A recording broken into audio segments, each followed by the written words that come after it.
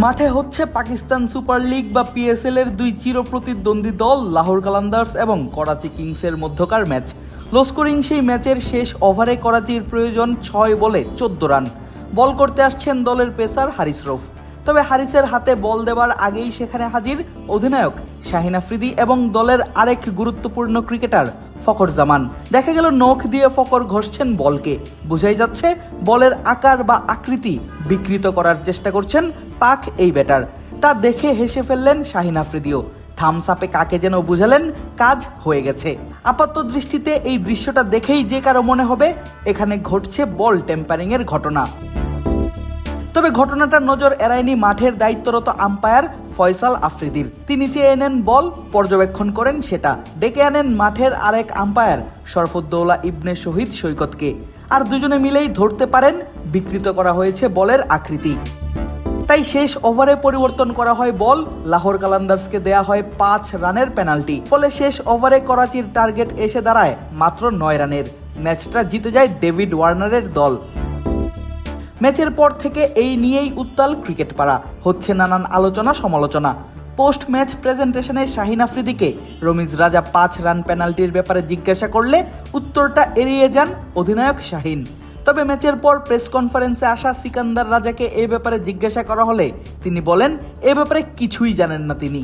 I think अभी इसकी exact communication तो हमें पता चलेगी बिकॉज अंपायर्स ने हमें कहा था कि आप लोग साइड पे हो जाए, they are talking with the third umpire.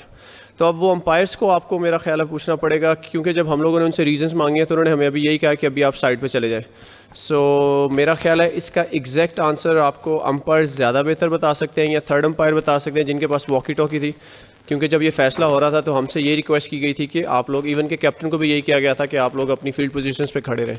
Cheesy আইসক্রিমের সাথে ভেলভেটি কেকের মিশ্রণে পোলার রেড ভেলভেট আইসক্রিম, মন ভালো থাক। তবে উপস্থিত সাংবাদিক যখন রাজাকে বুঝিয়ে বলেন বল টেম্পারিং এর ব্যাপারটি, তখন যেন আকাশ থেকে পড়ার মতো অবস্থা হয় এই অলরাউন্ডারের। পরিষ্কার করেন নিজের অবস্থান, দেন নিজের কার্যকলাপের ব্যাখ্যা। No, I think I can only speak for myself. I mean, there was never an attempt from my side to change the condition of the ball or even to even try. All I remember when I was trying to shine the ball or try and make it dry, क्योंकि जो boundary के ropes थे ना वहाँ पे there was a bit of dew, maybe not in the middle, लेकिन जहाँ पे I remember I was at long on पे थोड़ा सा dew था। तो उन्होंने बस ये रिक्वेस्ट की थी कि please do not try and dry the ball under the shirt. So I started doing it with the sleeves. अब which player they are asking or accusing, unless we see the proof, then I think it's a big decision. এ ব্যাপারে Pakistan cricket board থেকে জিজ্ঞাসাবাদ করা হয় tampering এ জড়িত থাকা ফখর জামানকে। তিনি অভিযোগ অস্বীকার করেন। তবে অভিযোগ প্রমাণিত হলে শাস্তির মুখোমুখি হতে হবে তাকে, হতে পারে 1 ম্যাচের জন্য নিষিদ্ধও। আদিব আশরাফ, ক্রিক ফ্রেন্জি।